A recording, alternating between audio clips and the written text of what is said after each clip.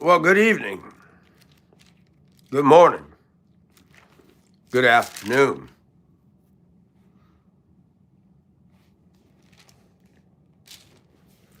I did a video short this morning from I think most of the people watching my channel probably never heard of him. 1980s Christian rock artist named Steve Taylor. He was out there for the day. He was bizarre, but he was very satire, and I connected with that. He did a music album called On the Fritz, and he sings this song, "This disco used to be a cute cathedral where they only play the stuff you're wanting to hear." Boy, is that not true of the church today. Nobody wants to hear the truth. They want to be entertained by elevation music. And if you notice something, when you have flaky Christians, they're drawn to flaky churches that explode at a meteoric rise, and they end up eventually shutting their doors, pastors scamming the flock, getting filthy rich. This crap goes on and on and on. You got Steve Furtick, Elevation Church. I had a woman get into a pissing match with me that used to go to our church, and she no longer does, and I knew that was coming. I said, you need to be careful. She sent me links. I said, you need to be very careful about this guy. I'm not going to listen to your negativity. Well, then don't. Go to the Church of the Poisoned Mind and open your head and insert mush. I cannot believe how many Christians check their brains at the door. I tell you what, if I was to leave Christianity because my feelings aren't in it, I would have left a long time ago. My faith is not based on my feelings. It's based on solid anchors to the fact that Christ died for my sins and to the fact that his word is true. And we got a different generation of people today. They don't want to hear old hymns. They don't want to hear hellfire and brimstone. They don't want some old curmudgeon pastor. I don't want an old curmudgeon pastor. I had a curmudgeon experience this week, and it colored me. I mean, part of me wants to just leave because the church is cold anyway, but then part of me says, maybe you should stay and fight it. You know, it's sad. Pastor wants to grow the church. He wants to go door knocking in a mostly black neighborhood. I'm going, that's not going to go well. As I've gotten older, banging on people's doors, that's dangerous ground. For example, when I come home from work, I don't want to be bothered. I want to take a bath. I want to make my dinner, listen to some music, talk to my friends on the phone, do a couple shorts. I don't need some sales guy or somebody coming up and telling me why Kingdom Hall is the place to be. That's an invasion of my time. And many people here in Augusta got no solicitors, no trespassers, right at their fence, right at their gate, right on their front door. People don't want to be bothered.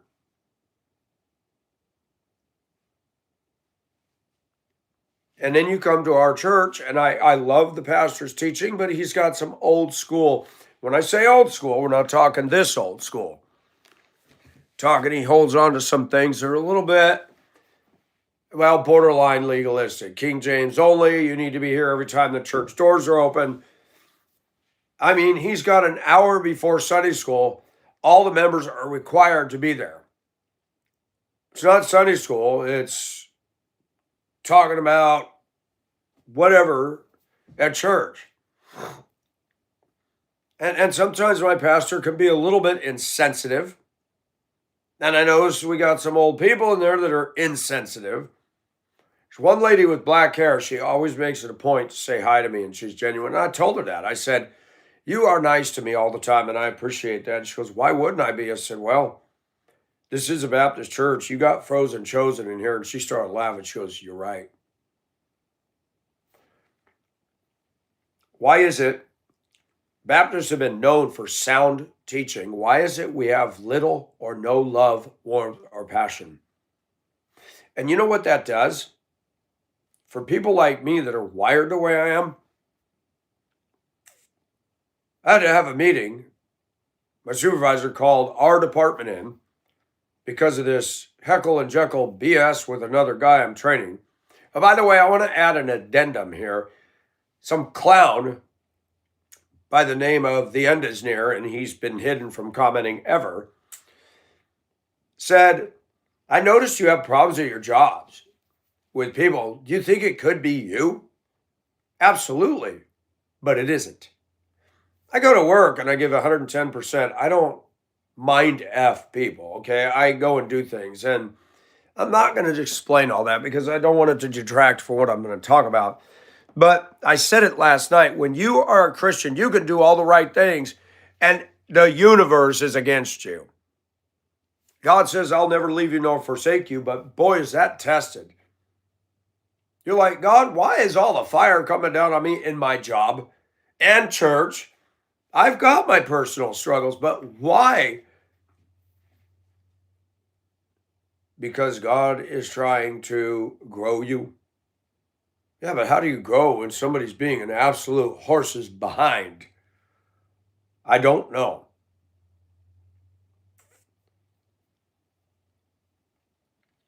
You want to go to church, and that should be a great experience, my opinion. I think churches need to reverse the order of things. Stop starting out with cheesy worship. Start out with the preaching. Get right into the preaching. And preach in such a way that people feel convicted. People own up to their foolishness, their flakiness, their superficialness, and all the blindness to their own sins while they're projecting onto everybody else their sins that they don't participate in. Then we're ready for worship. The church model is off base today. But let's ask a question. Does God contradict himself? Atheists claim he does. Atheists claim he does all the time. One of the biggest things they pull out is, how could God be so full of love that he told the Israelites to go wipe out men, women, and children of a different culture? Only in the last 15 years or so am I starting to understand why God did that. Look at what's happening to Paris, London, Germany, the US. Watch what happens when we let the Somalis and these people bring in their, I'm going to say it, their paganism, their culture, and their ways. They don't assimilate into ours. And guess what? That has a negative impact. God wanted the Israelites to stand out. They were his chosen people. He tells us as Christians, and we are guilty. We've been very much affected by the pulpit of Hollywood and entertainment. I have, you have. Deep down inside all of us, we think we have a right to feel good, be happy, and have some sort of pleasure, whether it's a cold one, dope, lust, whatever it is. Driving like an idiot because you want to rev up your car and be a moron on the road, whatever. It's rebellion. And I struggle because life is hard. And that's why my go-to is lust. Everybody's got their thing. Women, men, everybody, even people you watch me, you all got your little thing. Or should we say thang? You got it. You know what it is. It's none of my beeswax. But why would God tell them to wipe out the kids? Well, several reasons. I don't think Israel was supposed to become a foster parent. But let's go deeper. Kids raised in that environment have already been corrupted, impacted, and tainted. When I came down here to Richmond County, I believed that if I drove, which I do, drove safe, sane, was nice to people, that I could change the culture. That does not happen, folks. There's such a thing as culture being so evil that you have to literally pull out. You need to pull the ejection seat and get out. And I begin to see a clear picture of why God did not want the Israelites. You know, one of them, was it Agag? I can't remember who it is. God told him, wipe out everything. Don't take any spoils. And the prophet comes up and says, what is this bleating of sheep that I hear? Oh, well, I kept that for an offering to God. Man, you sinned.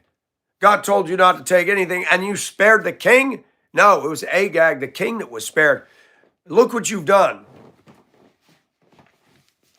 And atheists try to claim that the Bible is BS because God had the Israelites just wipe out another culture.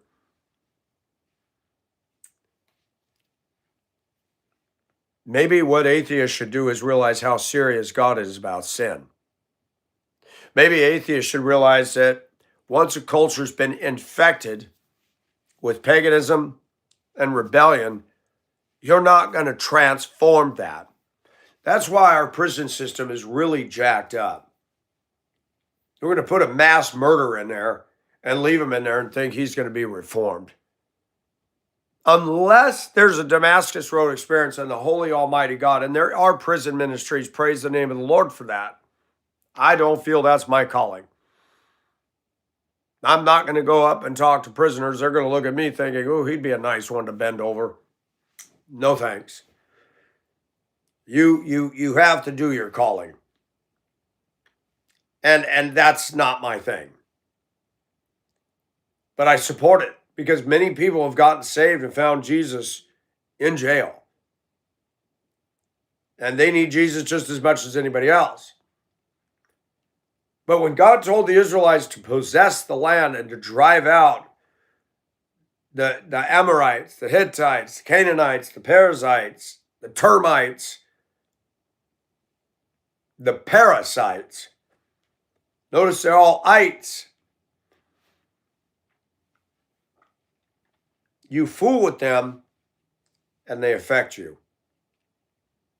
Look at America, how the commercials are now catering to only, they're pushing blended marriages, which usually shows a white woman with a black guy now. Not a white guy with a black woman. Notice that the commercials now, even the sneezy tissue commercials, got the cartoon girl with the, everything's being pushed African American. America had only white women and white men in every ad. So now we still have the white women in the ads, but we got rid of the white male. Now we've shoved in the African American community, but we don't have Asians or Hispanics in there. So the whole thing's hypocrisy. It's not equal opportunity.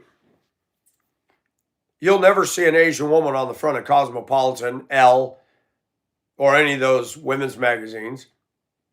So it's funny how selective the liberal world is, and they want to push one race, the black culture. And I don't even want to talk about that. It's literally ground into our faces. And I said to somebody just yesterday, I said, I'm not being racist when I say this. But the more time I've spent in and amongst and in the midst of an African American community, their thinking is not the same as our thinking. And it's not racist to say that. Most of them do not arrive at the conclusions that we do. You can tell them facts and they will not come around.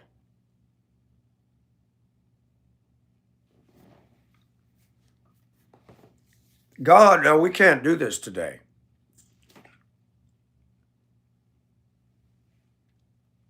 But God told the Israelites to drive out these nations for a reason.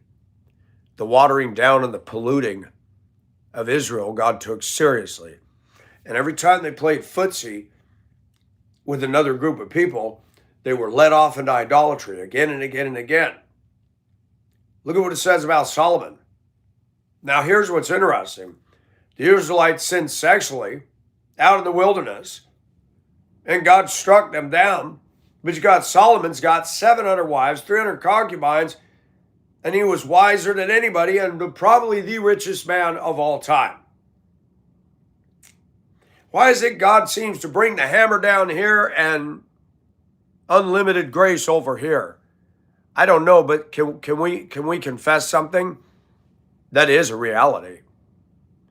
Some people believe if you dot your I's and cross your T's, that your life will go comfy. On the contrary, it'll blow up in your face. And it does seem like some Christians just get all the money, all the blessings, their life goes so well. However, are they deep in this? Do they have an intimate relationship with Christ, or do they have an intimate relationship with their bank account and put their little Christian shingle on it? And a lot of Christians do that. Health, wealth, and prosperity is where it's at. Joel Osteen and others and cotton candy sermons. God has laws in the Old Testament. People get on me for dressing female. And I want to read you something. The word of the Lord which came to Hosea, the son of Beeri, during the days of Uzziah, Jotham, Ahaz, and Hezekiah, kings of Judah, and during the days of Jeroboam, the son of Joash, king of Israel. When the Lord first spoke through Hosea, the Lord said to Hosea, "Go take to yourself a wife of harlotry and have children of harlotry, for the land commits flagrant harlotry, forsaking the Lord." So Hosea went to Gomer, the daughter of Diblaim, and she conceived and bore him a son. Didn't God say something about a prostitute was supposed to be stoned? And he just asked or commanded Hosea to go marry the whore.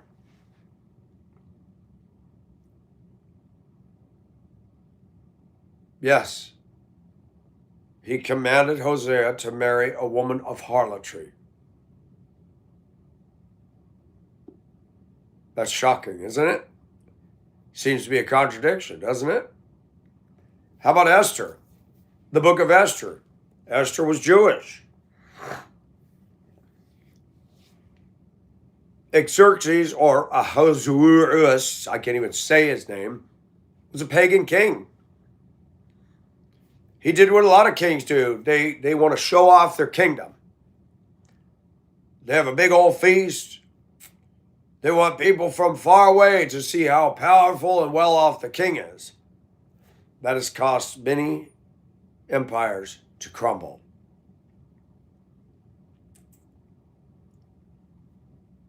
You don't show your enemies the goods, because they go back and plan to get those goods. And as was custom, Herod did it, Xerxes did it, having a little wine, feasting, everybody's having a good time. Come on, wife, come out and dance. Now, she wasn't out there doing John Travolta. We're talking back in that day, you're going to wear some sensual fabrics over yourself, and you're going to very, very sensual in front of a massive amount of people. And she said, "Oh, heck no, I'm not doing that." And Xerxes was displeased, and he went to his advisors, and advisors were actually right in what they said. If you let her get away with this, then all of the women will literally rebel their husbands. Now, before I get going into this, you need to understand, no husband should ask his wife to do something that she feels is degrading to her, especially as a Christian. There is some openness between you and a wife and what you're going to do sexually with each other. But if your spouse says, "I'm not comfortable with that," men, that needs to be the end of it. You love your wife. You don't exploit her for your own, whatever it is, deviancy, screwed upness, or even if it's something seemingly benign. If she's not comfortable with it, don't force.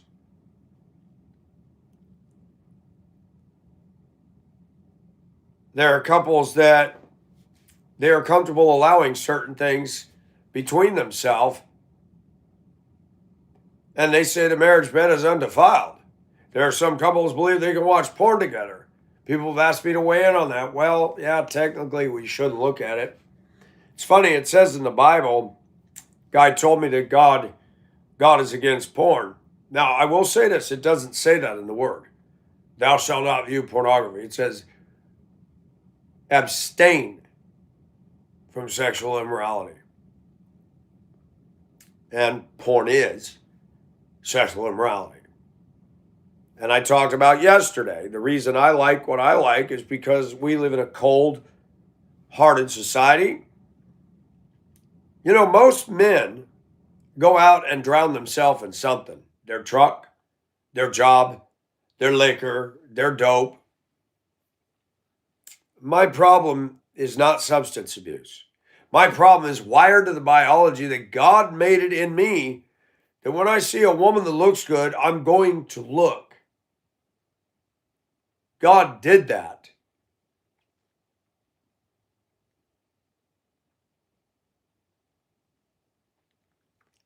But women and men and society all around the world is in rebellion to God.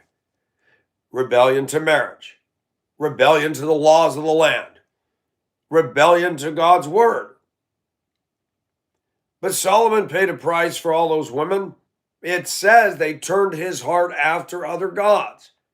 When you're in love with a woman, it's amazing how many men will literally compromise everything about themselves and let her be the queen. Very dangerous. But Xerxes' wife said, no, I'm not doing it. Was she wrong for that? That's a good question to ask. Because watch what happens. Let's talk about that. This is some powerful stuff, folks.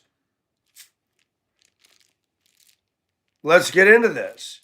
It does seem like God contradicts himself until you study and read.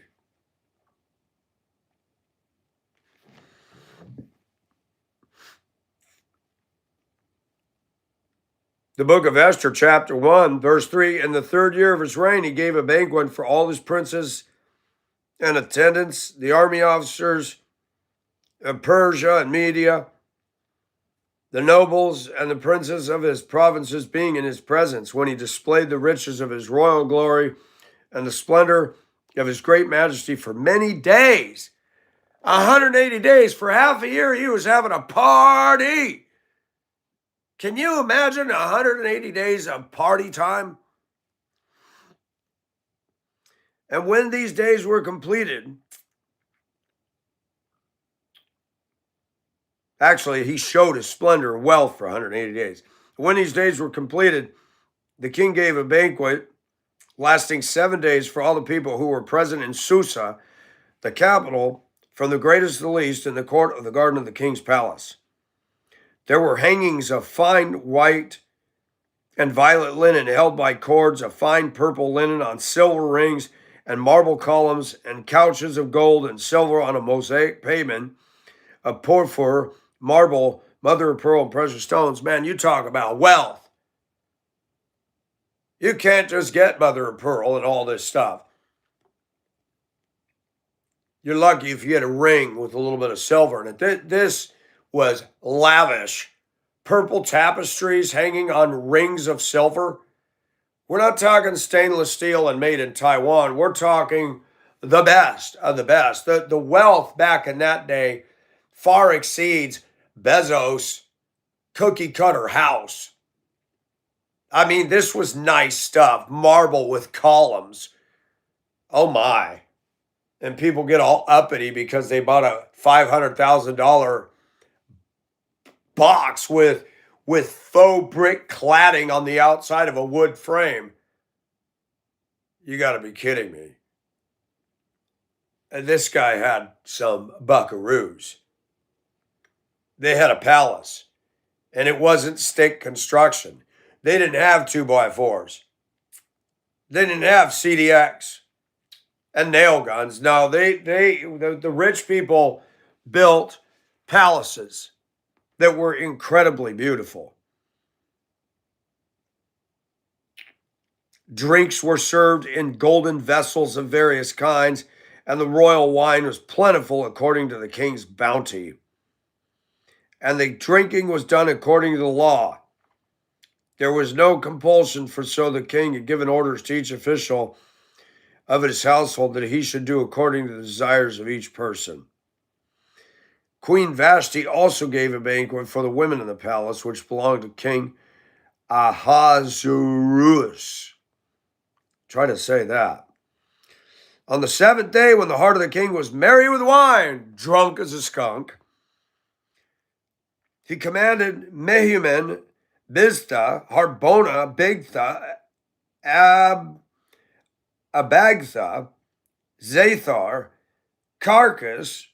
What a name. Come here, Carcass.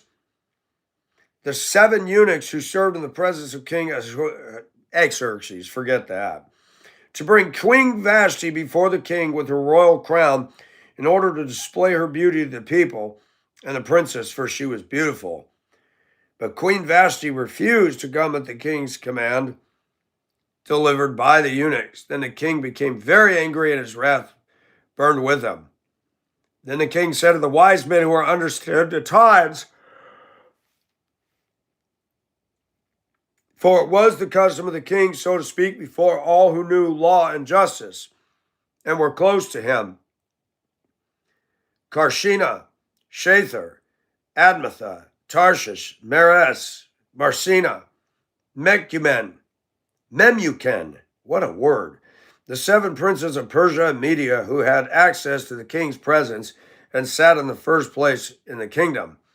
According to the law, what is to be done with Queen Vashti because she did not obey the command of King Ahasuerus delivered by the eunuchs? And in the presence of the king and the princess, Memucan said, Queen Vashti has wronged not only the king, but also all the princes and all the peoples who are in the province of King Xerxes. For the queen's conduct will become known to all the women, causing them to look with contempt on their husbands by saying, King Ahasuerus commanded Queen Vashti brought out to his presence, but she did not come. And this day the ladies of Persia and Media who have heard of the queen's conduct will speak in the same way to all the king's princes, and there will be plenty of contempt and anger. Xerxes was seeing the very beginning of feminism. Oh, it actually started in the garden, but he was seeing it, and his own advisor said, don't you let this go any further. Get rid of this woman. Get her out of your life. You know what's interesting? There's no court. You're the king. She didn't get to take all of his income and demand child support, alimony. When the king put you away, it was bye-bye. And just as an aside, women are raping men in the courts. My supervisor has to pay $1,800 in child support. He said, Mike, one of my ex-wives makes over $100,000 a year. I said, I know, they rape men. Men in Colorado, one guy said, I have to get paid under the table because I have to pay my wife so much I can't afford to live.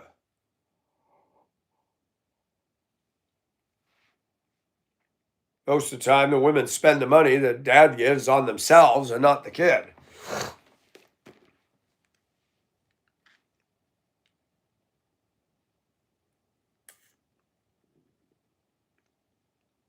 If it pleases the king, let a royal edict be issued by him, and let it be written in the laws of the Persian Media, so that it cannot be repealed, that Vashti should come no more to the presence of King Xerxes, and let the king give her royal position to another who is more worthy than she. Enter in Mordecai and Esther, Jewish people. And Mordecai prompted Esther to be a part of this. beauty pageant.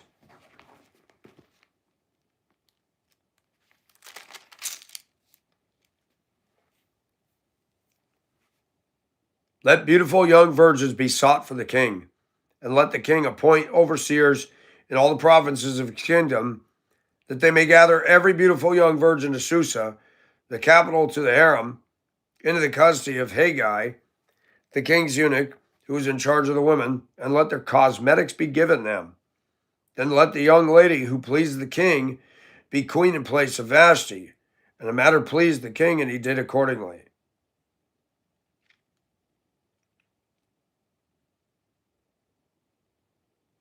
Now there was a Jew in Susa, the capital, whose name was Mordecai, the son of Jair, the son of Shimei, the son of Kish, a Benjamite, who had been taken into exile from Jerusalem with the captives, who had been exiled with Jeconiah, king of Judah, whom Nebuchadnezzar, the king of Babylon, had exiled. And he was bringing up Hadassah, that is Esther, his uncle's daughter, for she had neither father nor mother. Now the young lady was beautiful of form and face, and when her father and her mother died, Mordecai took her as his own daughter.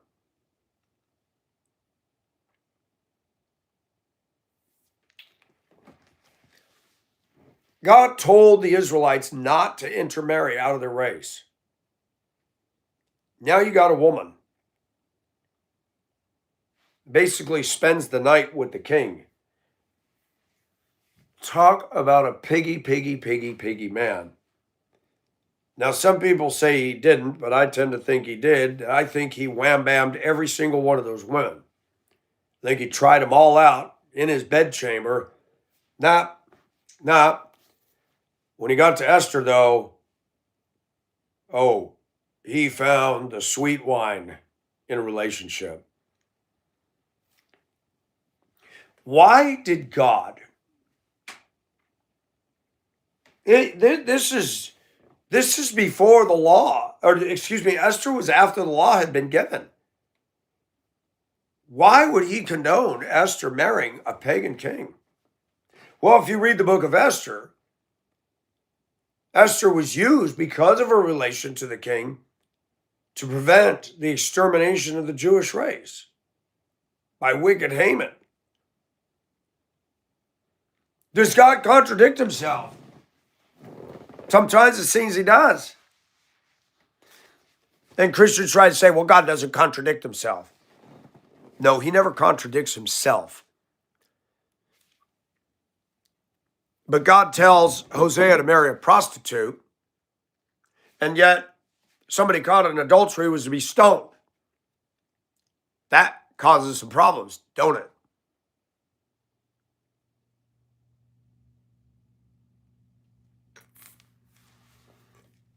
Solomon imbibed in women.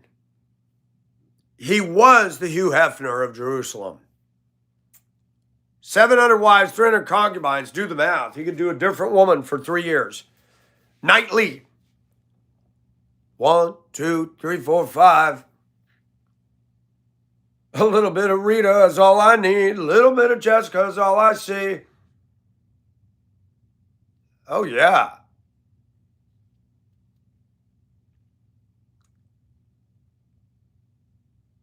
Welcome to the human race. Why does he call David a man after God's own heart? He looked on lust at Bathsheba, sinned with her. She got pregnant. He tried to cover his sin, tried to arrange for her husband to get together and pull off from the battlefront and spend time intimate with his wife so nobody could accuse David of having bopped her. That didn't work, so David had to be drastic. Have the men pull back when he's on the front line. How is that a man after God's own heart? Those are not easy to answer questions. God chose David. He was ruddy. He was very boyish. He didn't choose any of his brothers. His brothers got very mad at him. What did you come down here to run down here for? And he heard Goliath with his mouth and said, I don't like this. And his brother's like, get out of here. Go play with the sheep. But David said, oh no, I'm going to deal with this guy. Maybe that's what God meant. David had faith. His brothers didn't have faith. But it doesn't give us the satisfaction, or as people like to use the word karma, it doesn't give us the satisfaction. How did the brothers react when David slayed Goliath? Doesn't say. But you can bet there was some animosity. Do you think that they came up and respected him? Probably jealous. They probably felt stupid. I have to learn something because I'm very smart on the one hand and dumb on the other.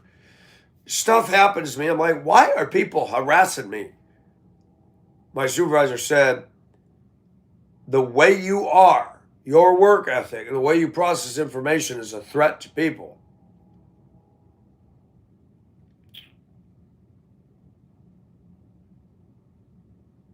I never thought about it that way.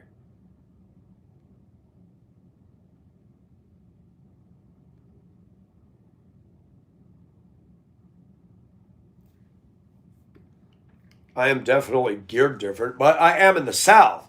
The South has a history of lazy. The South has a history of low intellect. That's not me being rude. That is a fact. I see it every day out here. Dumb.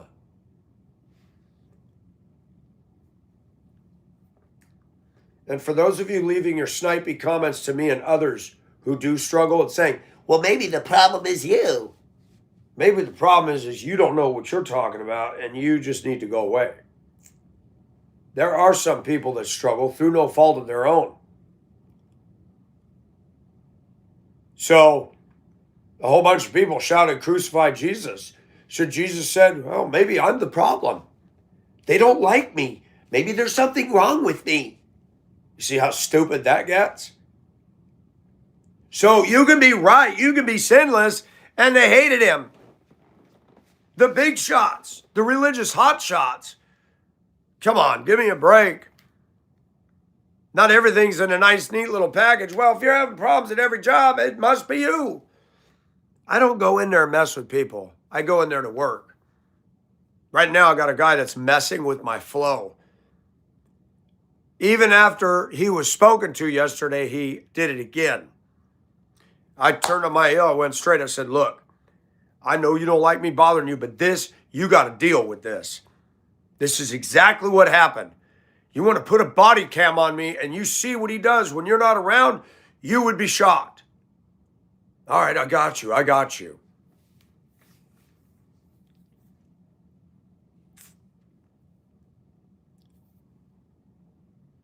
There's things I would like to say about that discussion that we had, but I can't.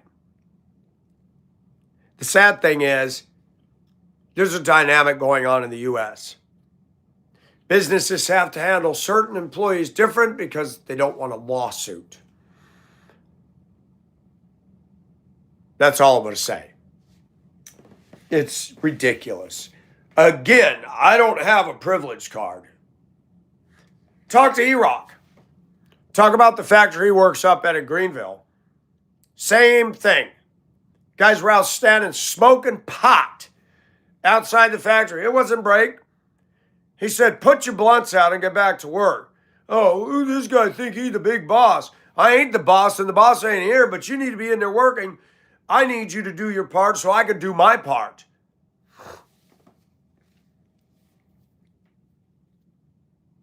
These people that I'm talking about have brass necks. They really got a lot of gall. No shame about being late. No shame about screwing around on the job. No shame. They're friendly and nice to each other in a very different way than they are us. I saw it when I was in transportation. It's like they're all on parade. They can't go through a neighborhood without honking and waving. Oh, it's not like you guys haven't seen each other for 6 years. You do this every day. I remember when I was in Denver, it was a fact that these group of people would pull up in front of a house to pick up their friend, honk, and they do it again and again and again. It's like, man, get out of the dang car and knock on the door. disturb the whole neighborhood.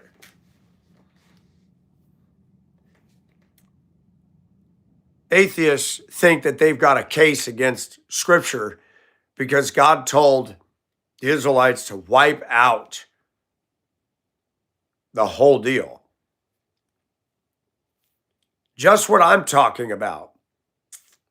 When you have a different ethnicity and they don't respect basic common sense that exists within our race, that's a problem. When they get upset and they riot and tear up an entire city, why would you want that living in your midst? God knows that when people go so far into sin, there is no rehab. You're not going to take that 10, 11-year-old kid and raise them in your world and turn that ship around, most likely. God was serious about remaining separate.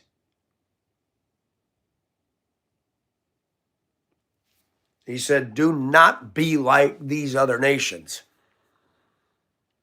And our race is under attack today. Caucasians. We're being blamed for all of the racism. This is all orchestrated by leftist, woke, Democrat politics. Interestingly enough, the people that are pushing this are white, filthy, rich people living in gated communities, and they don't hang out with the African American community. It's all the biggest show. It's ridiculous. And we are not in Old Testament times. We can't just eliminate people that are contrary to us. Now we have to go to work. Now we have to live amongst them, or they live in our midst. And they want us to go away, and they want our culture to go away, and they want our convictions to go away. That's why God told the Israelites, drive out these heathen nations.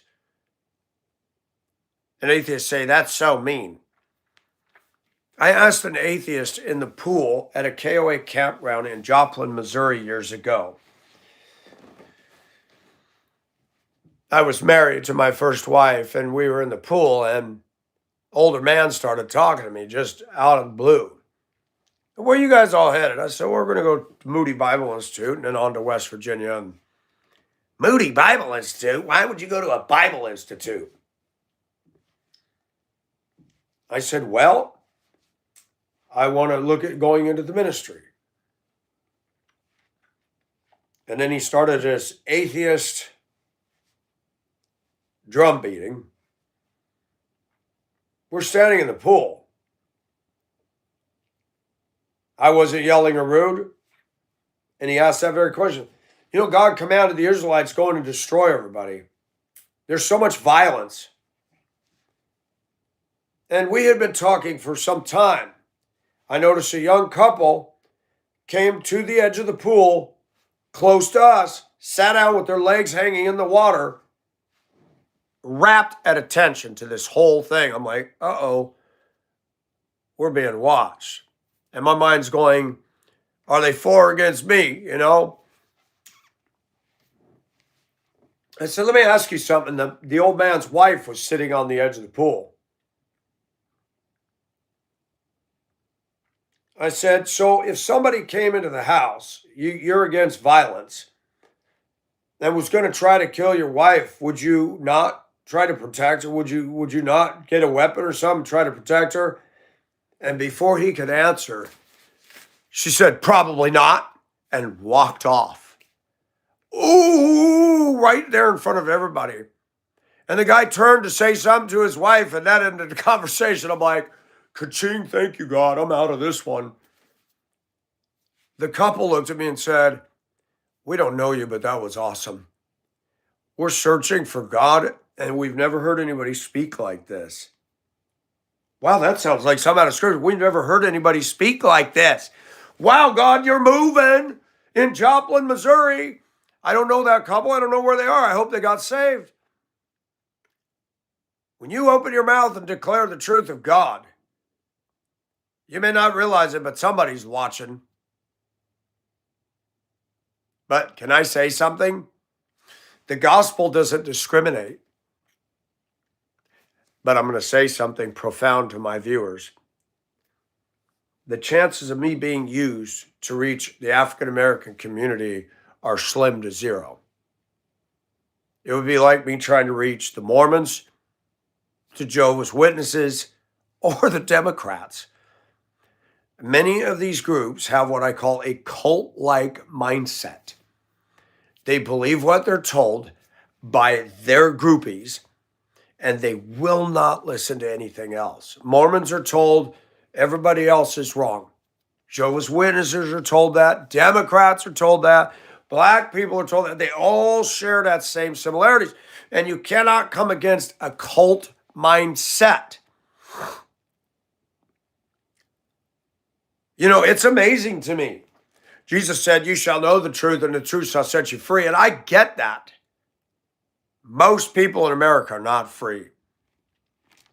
They hide behind this. Ooh, I'm a Harley, I'm free. No, you're not. No, you're not. You're hiding behind something. Some people think freedom means being a rebel. I call myself a free spirit, but I'm not entirely free. I've got chains of my own sin. And we all do. But when you're trying to reach people, you have to realize you have to see the signs of a cult-like mindset. When they bring up the same little bullet points, and you shoot them all down.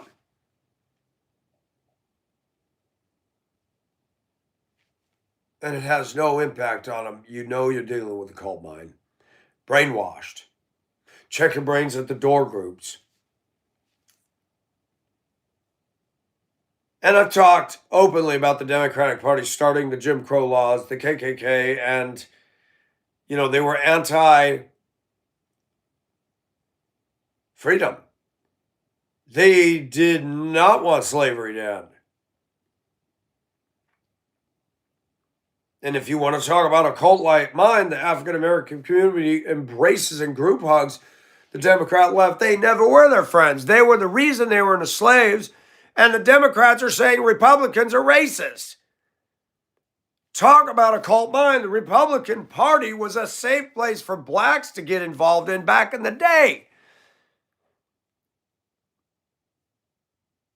The lies that are told the African American community of this country are atrocious.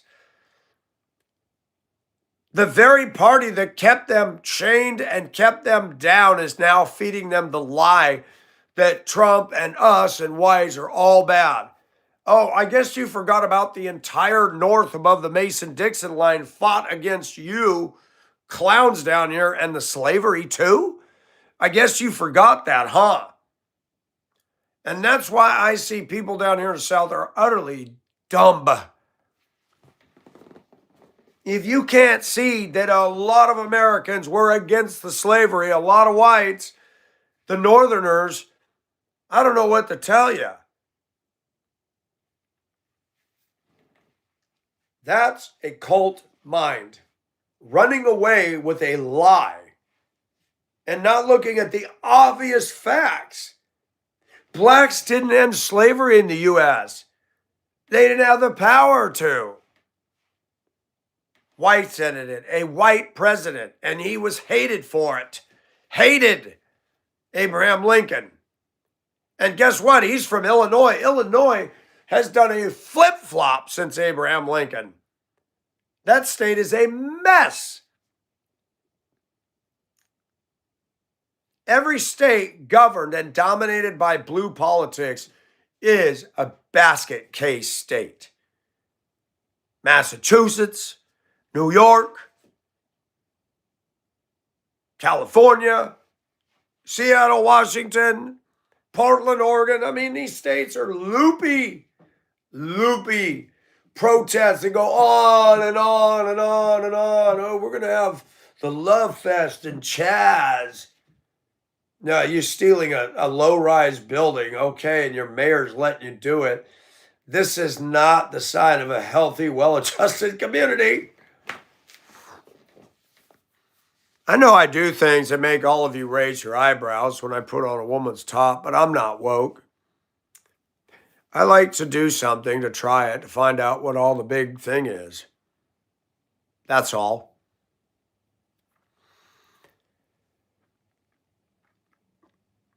God never contradicts himself, but how about if we say this?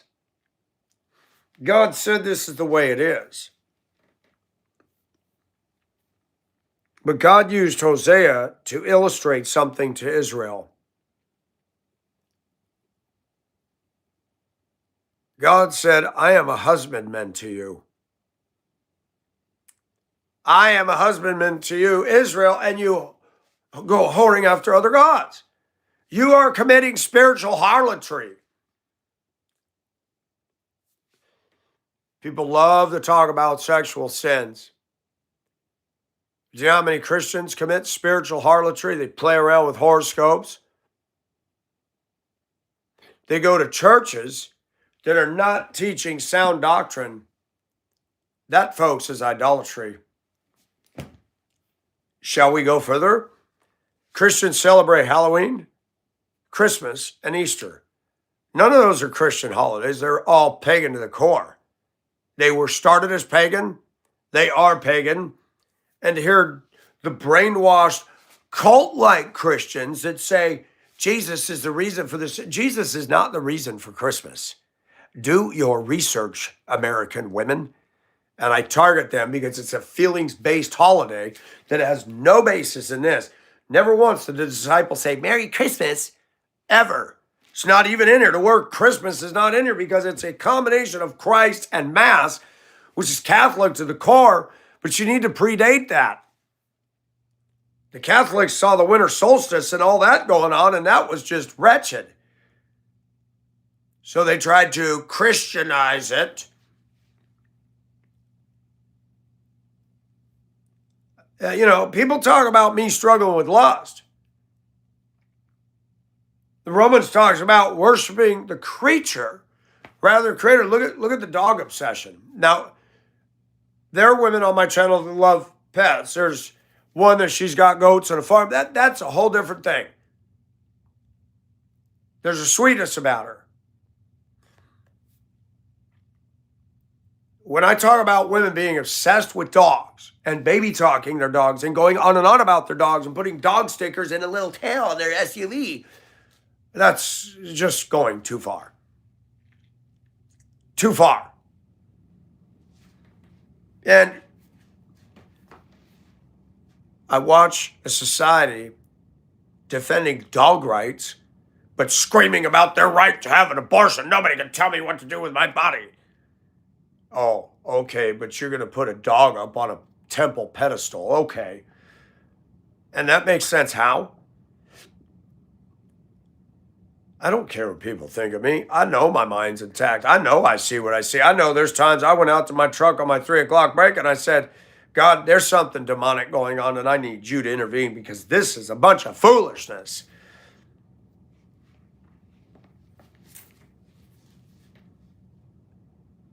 And one of the managers and the company owner said, he's one of those Christians.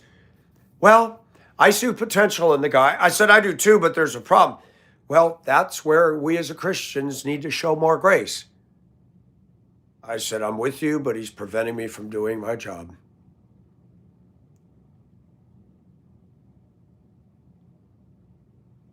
I talked to E-Rock about that very thing, and he's with me on that. He says, I am so sick. That's just an excuse for not wanting to deal with the problem.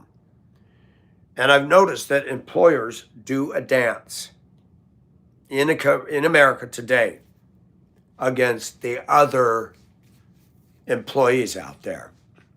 They're afraid of lawsuits. And this stuff has crept into every arena of American life. So now we have to take it in the shorts. We have to put up with it. I was even told by my supervisor, now you came to me and I agree.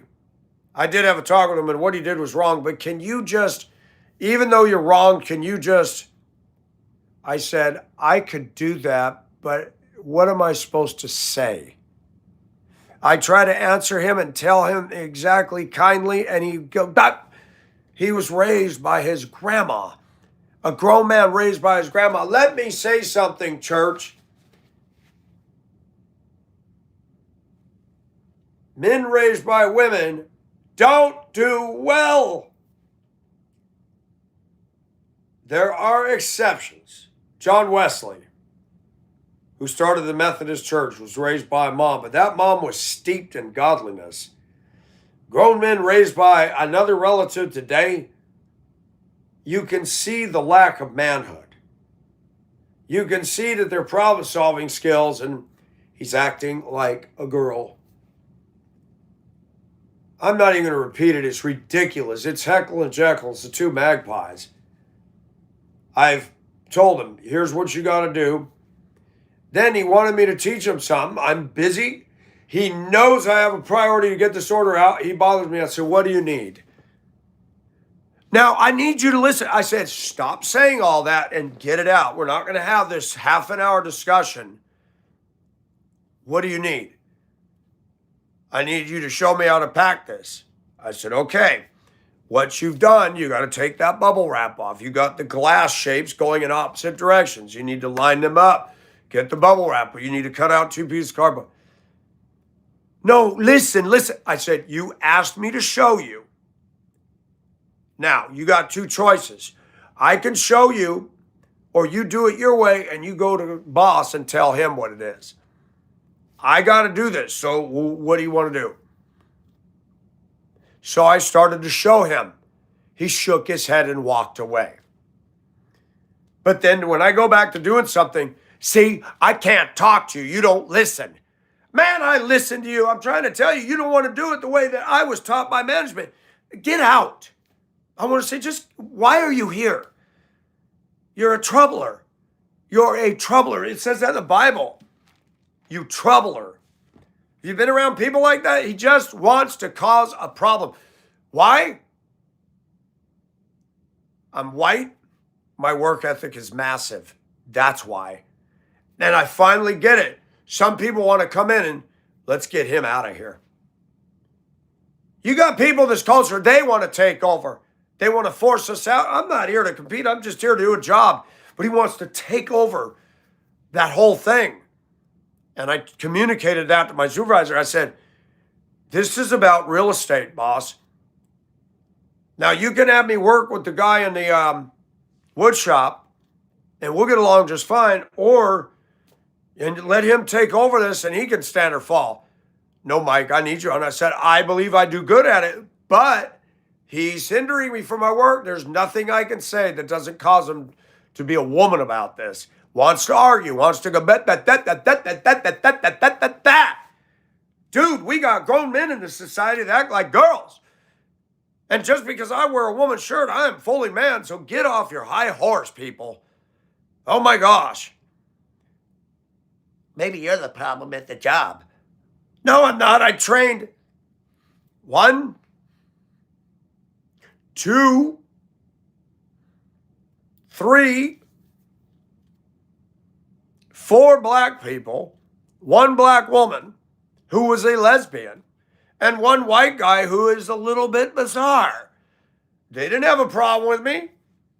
There were no complaints. They got it. I spoke clear.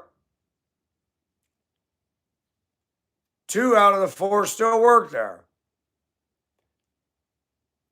The 1 black guy says, I've never seen anybody work as hard as you. And the sad thing is people like you who work hard you do all this for the company and nobody cares. And I just trained his brother. And his brother's constantly taking a smoke break. And people go out, because we got many warehouses, and they go and wander off somewhere and smoke a joint. I don't run around tattling. I don't go looking for them. I got too much to do. Like, that's management's job. They need to see who's wandering off and notice, man, Mike's over there the whole time. Where's the other guy? And they'll ask me. I say, I have no idea.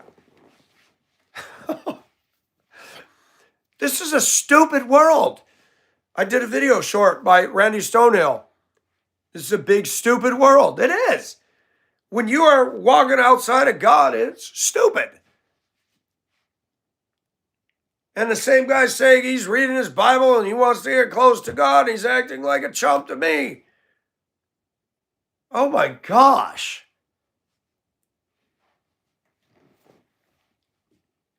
He failed a drug test. Why wasn't he fired? He's under surveillance for 3 months, and if he has another random, he has to pay for it. If he fails the second one, he's out of there. Can I be honest? Part of me's like, please, go smoke a blunt out there and then have him pull a random. Get him out the door. Why are companies showing grace to that? There was a time you failed the drug test, you were gone. He's operating company equipment, machinery. I don't think our company's real wise doing that. This is the world we live in. This is the world we live in. God used Esther and her position to save the Jewish people. The word God is not in the book of Esther at all. It was almost like it was written by a secular historian. No God in the book of Esther. And yet, you see his hand all through the thing. America is guilty of thinking that everybody needs to be exactly like you. I know, because I'm not like anybody, and that has not worked in my favor ever. America's all about walking lockstep. Oh, did you buy a Ford, Chevy, or Dodge? Mike, why aren't you wearing this kind of a shirt? Why aren't you going to Starbucks? Why didn't you get yourself a dog? You know how many people get on my, you need to get a dog, you need a companion. I need a companion, but it ain't going to be a dog. Yuck. I don't want to hug my dog. Dog licks his butt and he's going to lick my face. No.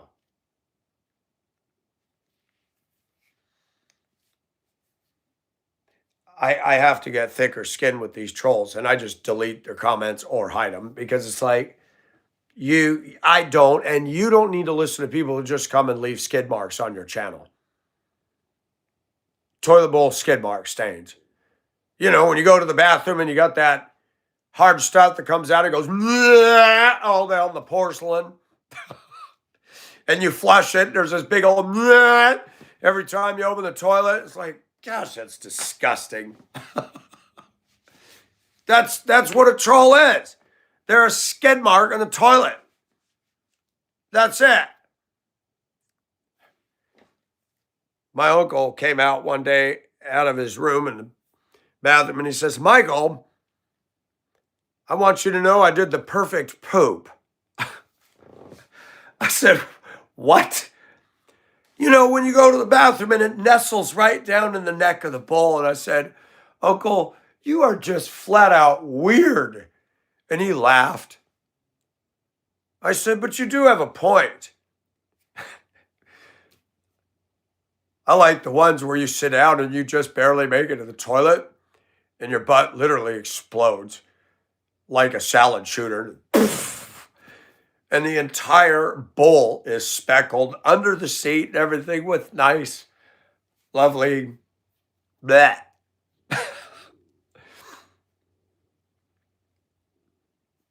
What do you call a vegan who has diarrhea? A salad shooter. Sorry about the toilet humor. I couldn't resist. Vegans. I respect somebody who wants to go no meat. I like to talk to people who actually do something that might be healthier or better. But if you talk to real hardcore vegans, they're militant. They see you eating a hamburger, they're accusing you of murder. Greta Thunberg saying her childhood has been destroyed. Really? Mark, you weren't blocked. I just saw your comment. If you're blocked, I wouldn't see your comment.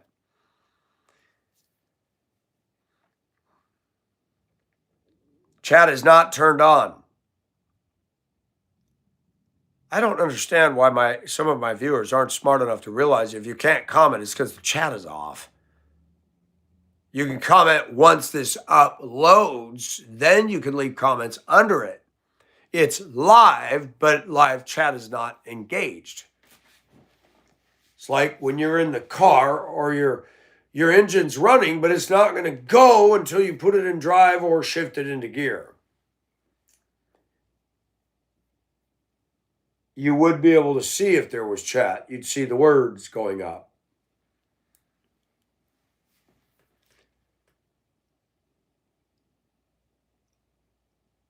I get on YouTube not because I'm the definition of. I get on here because I feel like this universe needs an alternative voice of somebody who didn't fit the bill anywhere. I don't fit in with most Christians, most Republicans, Democrats, whites, blacks. I've tried to find myself in Hong Kong, and I realized God has pounded it into me. You know what God calls us? You know what he says is supposed to mark the Christian? We're supposed to be a peculiar people, an alien.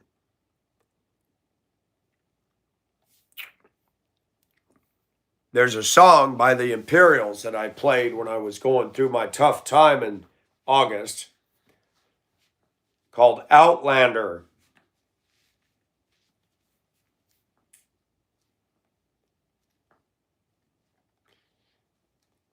Why do you keep pretending to be an alien to society? Why do you never listen to anything that I have to say? Can't you see that you're hurting me by preventing me caring for you? Outlander. I have come to breathe life into you. He's talking about a person being distant from God. But when you get saved, you're going to be an outcast to society because you've changed allegiance. Now you pledge allegiance to a holy God, not the devil. Do you know what that means? You do not have to go around thumping the Bible.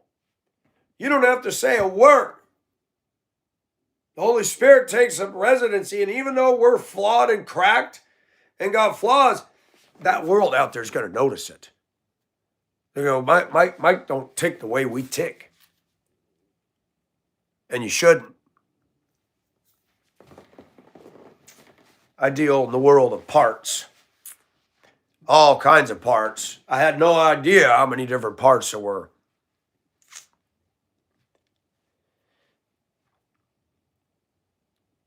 And when you have, the Bible says the hand cannot say to the foot, I have no need of you. And yet many Christians treat those of us that are different like we have no need of you.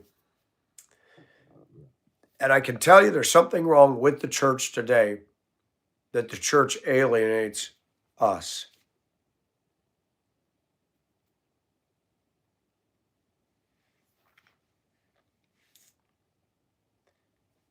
If the church were walking in obedience to God, if the church were on fire for God, your absence on a Sunday should not only be noticed, but people say, man, I missed you.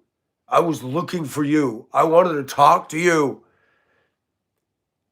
There's no intimacy in the church. That's why America drowns in porn, because you go to church, no intimacy. It's about getting involved in this or that doo-doo stuff.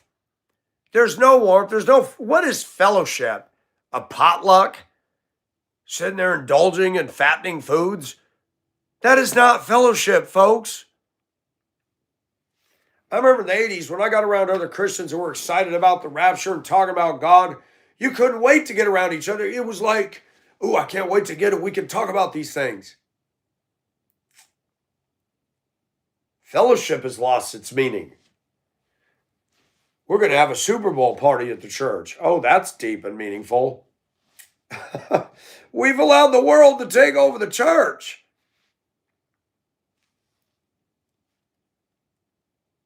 Men aren't exactly intimate anyway.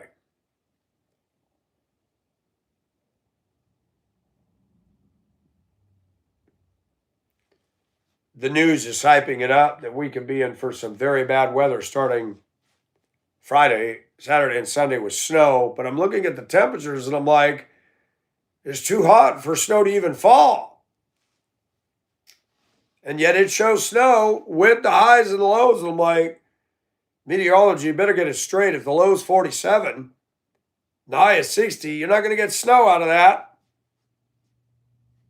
I tell you, meteorology's lost its mind.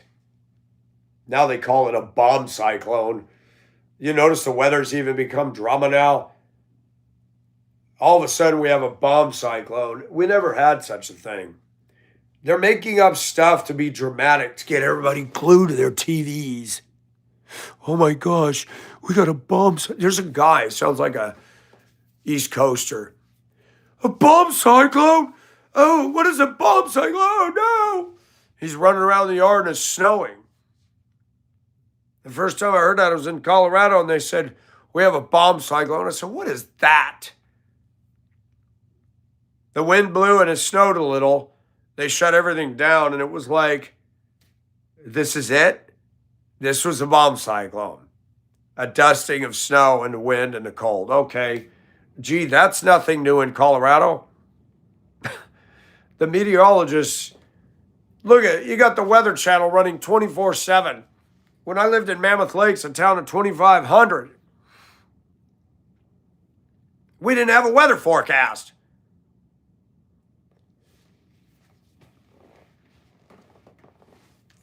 We didn't have anything to watch. Just saying Mammoth's going to get 15 feet of snow Sunday night to Thursday.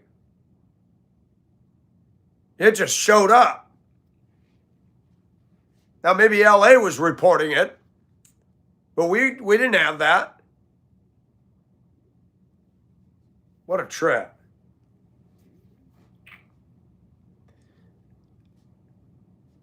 God does things unique to a believer that he may not do in your life.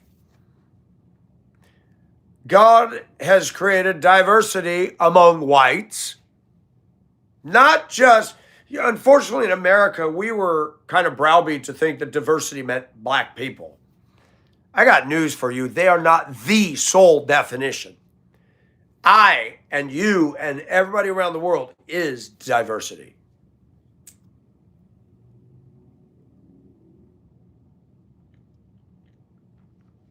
No race has a corner on it. A lot of people in my culture tend to be owned by corporate. A lot of people in African American culture are owned by the Democrat left, liberalism, and wrong-headed thinking.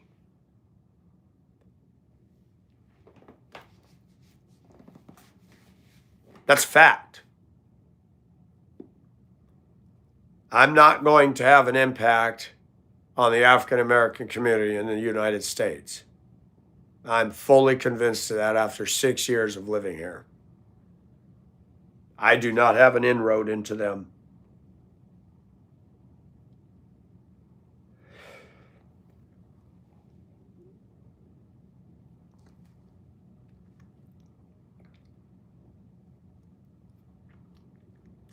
But you got cultures coming into the U.S. that are contrary to the fabric of this America.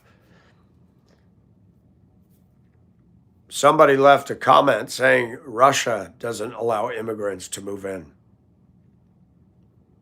Putin said no. The Bible told the Jews not to intermarry because it waters things down.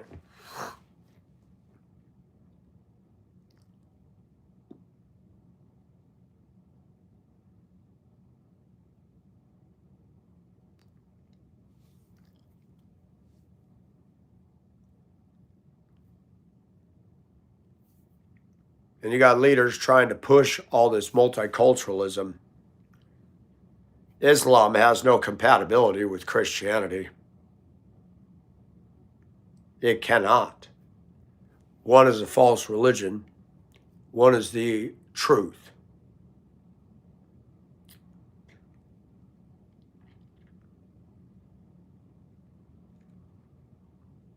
Ilhan Omar has an amazing ability to get on her high horse about one thing, but when it's been exposed, there's been Somalia and daycare fraud, she's silent. You see, my Bible says the truth shall set you free. I'm going to talk about things I don't agree with Trump or myself or society. These Democrats like to finger point and blame everything that they're against while ignoring when they get caught with their hand in the cookie jar. Ilhan Omar is not free because she doesn't know and love the truth. Neither does any of the Democrats. Truth and Democrats do not go together.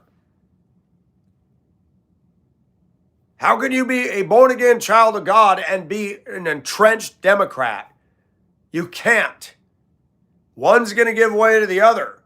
Either you're going to be into God and reject it, or you're going to be a Democrat and delude yourself into thinking you're saved. You cannot be a Democrat and be a spirit-filled Christian and stay there. There's no way. There's no way. There is absolutely no way. And you got black people claiming the name of Christ, and they're staunch Democrats. How does that work? You got white Democrats claiming that they know Jesus. I don't think so. If you do know Jesus, you are in direct contradiction to God. You are walking in direct contradiction to God. And your conscience must be seared because the Holy Spirit would not be comfortable with that. My sister supposedly got saved. Then she married a Mormon and became a Temple Mormon. I thought, there's no way she could be saved. The Holy Spirit is inside a believer and would not go along with that and be saying, hey, this is wrong.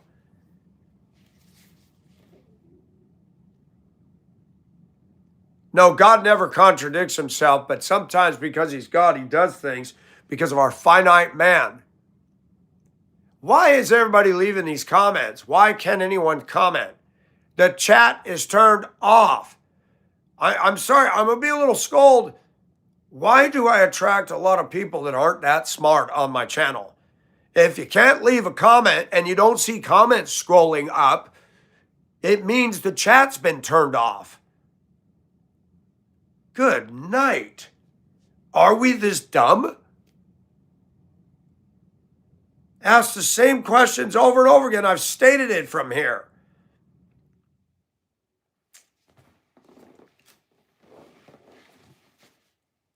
The Bible has hard things in it. And instead of saying God contradicts himself, get down on your knees and say, God, what are you saying here?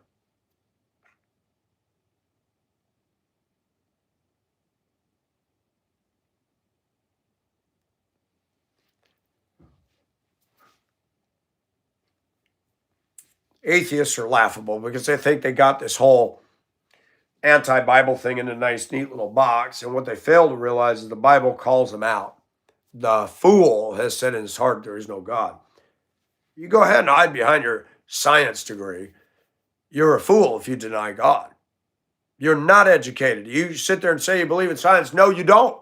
Science doesn't reject God. What atheists have done is hijack the word science and turn it into a faith-based religion. Because it takes a lot of faith to believe in evolution. There's no scientific proof or evidence. Zero. Zero. The fossil record and the living record show no transitional life forms. You're going to tell me this happened and it just went away. Why do we still have monkeys? Why do we still have tadpoles? They say whales were this and that. Where's the in-betweens? Well, it's done now. Oh, it's done, as if though somebody knew to turn off the switch. You're so stupid. God created Adam and Eve, and he created everything in 6 days. And you laugh at that, when in actuality, your belief is worse than something a toddler would come up with. You have no proof. If we were products of evolution, wouldn't I have hair all over me like a monkey? Wouldn't I have a tail? And there's none of that. Now you got kids being furries. Now they're trying to convince themselves they're a doggone animal, which is its own form of mental, I don't know what.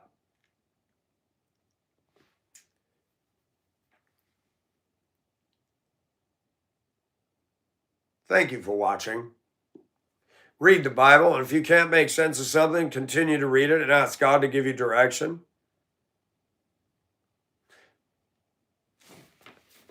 Be safe. Till next time.